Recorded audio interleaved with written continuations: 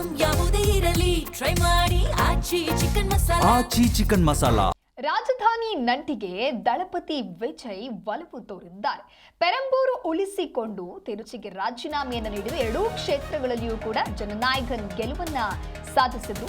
ನಟಿ ತ್ರಿಷಾಗೆ ತಿರುಚಿ ಕ್ಷೇತ್ರದ ಟಿಕೆಟ್ ಹಾಗಾದ್ರೆ ಒಲಿಯುತ್ತಾ ಅನ್ನುವಂತಹ ಪ್ರಶ್ನೆ ಕೂಡ ಇದೆ. ರಾಜಧಾನಿ ಚೆನ್ನೈ ವ್ಯಾಪ್ತಿಯಲ್ಲಿ ಇರುವಂತಹ ಪೆರಂಬೂರು ಡಿಎಂಕೆ ಭದ್ರಕೋಟೆಯಾಗಿದ್ದಂತಹ ಪೆರಂಬೂರು ಕ್ಷೇತ್ರ 53,715 ಮತಗಳ ಬೃಹತ್ ಅಂತರದಲ್ಲಿ ಜಯವನ್ನ ಸಾಧಿಸಿದ್ದಾರೆ.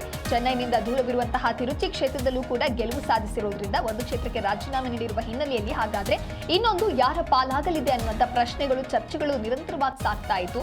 ಹಾಗಾಗಿ ಈಗ ನಟಿ ತ್ರಿಷಾಗೆ ಏನಾದರೂ ತಿರುಚಿ ಕ್ಷೇತ್ರದ ಟಿಕೆಟ್ ಅನ್ನು ನೀಡಲಾಗುತ್ತಾ ಅನ್ನುವಂತಹ ಪ್ರಶ್ನೆ ಇದೆ. ತಮಿಳುನಾಡು ಮುಖ್ಯಮಂತ್ರಿ ಹಾಗೆ ನಾಯಕ ಸಿ ಜೋಸೆಫ್ ವಿಜಯ್ ಅವರು ಮೇ 10ರಂದು ಪೂರ್ವ ವಿಧಾನಸಭಾ ಕ್ಷೇತ್ರದ ಶಾಸಕ ಸ್ಥಾನಕ್ಕೆ ರಾಜೀನಾಮೆಯನ್ನ ನೀಡಿರುವಂತಹ ಪರಿಣಾಮ ಸದ್ಯ ಈ ಒಂದು ಚರ್ಚೆ ಈಗ ಆರಂಭ ಆಗದೆ. ಇತ್ತೀಚಿನ ಚುನಾವಣೆಯಲ್ಲಿ 2 ಕ್ಷೇತ್ರಗಳಿಂದ ಜಯಗಳಿಸಿದಂತ ಅವರು ಪೆರಂಬೂರು ಕ್ಷೇತ್ರವನ್ನ ಉಳಿಸಿಕೊಂಡು ತಿರುಚಿ ಸ್ಥಾನಕ್ಕೆ ರಾಜೀನಾಮೆಯನ್ನ ನೀಡಿದ್ದಾರೆ.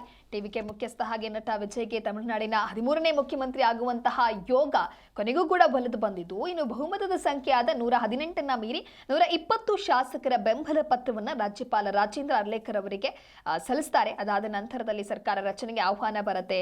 ಅದಾದ ನಂತರ ನಿನ್ನೆ ಜವಾಹರ್ಲಾಲ್ ನೆಹರು ಮೈದಾನದಲ್ಲಿ ಪ್ರಮಾಣ ವಚನವನ್ನು ಕೂಡ ಸ್ವೀಕಾರ ಮಾಡಿದ್ದಾರೆ. ಅದರ ಮುಂದುವರೆದ ಭಾಗವಾಗಿ ಈಗ ಒಂದು ಕ್ಷೇತ್ರಕ್ಕೆ ರಾಜೀನಾಮೆಯನ್ನು ನೀಡಿರುವಂತಹ ಸಲುವಾಗಿ ಅಲ್ಲಿ ಹಾಗಾದ್ರೆ ಯಾರು ಇರ್ತಾರೆ, ಅಂದ್ರೆ ಆ ಒಂದು ಕ್ಷೇತ್ರದ ಟಿಕೆಟ್ ಯಾರಿಗೆ ಒಲಿಯಲಿದೆ ಅನ್ನೋದರ ಕುರಿತಂತೆಯೂ ಕೂಡ ಈಗ ಚರ್ಚೆಗಳು ಆಗ್ತಾ ಇದ್ರು. ಬಹಳ ಪ್ರಮುಖವಾಗಿ ನಟಿ ತ್ರಿಷಾಗೆ ಹಾಗಾದ್ರೆ ಒಲಿಯುತ್ತಾ ಅನ್ನುವಂಥ ಪ್ರಶ್ನೆ ಮೂಡಿದೆ.